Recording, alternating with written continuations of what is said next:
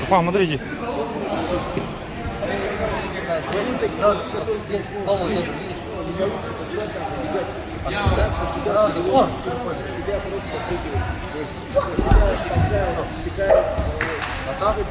Что, толкаем? Толкаем.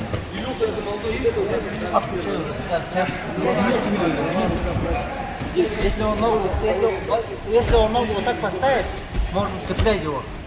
Если он на другую ногу встанет, забегать на сцену. Ага. Понял? Потому что много времени не дадут голову. Сразу стоит. Вот. Ногой цепляю.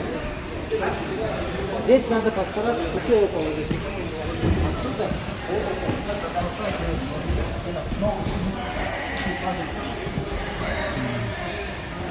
И мы отключаем в сторону. Вот так, если упадет, вот так. Вот. Отсюда можем тоже отсюда туше положить. Если вы проигрываете там 6-0, там остается 30 секунд. Вот так цепанул, вот сюда перехожу. Вот. Эту ногой полагаю. Вы помогли? Вторую ногу засунул. Вот. И на него. Вот, отключай.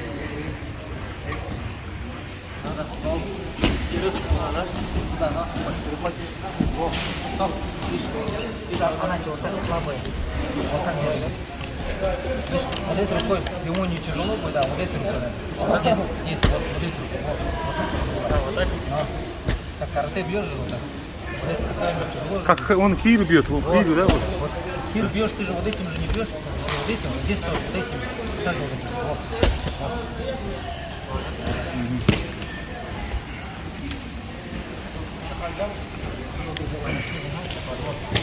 Включаешь, ногу тянешь, с тобой так держишь. Эту ногу вообще не надо цеплять.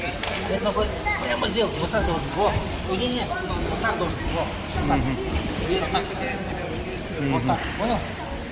Вот так должен держать. Вот когда если он так поставит, тогда ногу цеплять надо. Если он вот так сделает, то не будет держать. Вниз тяни. Давай.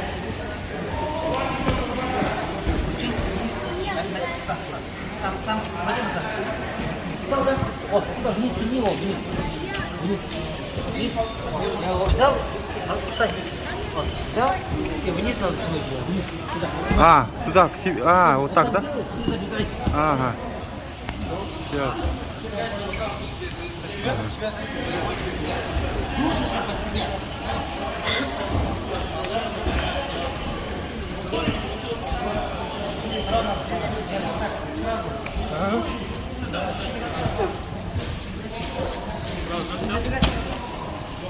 О!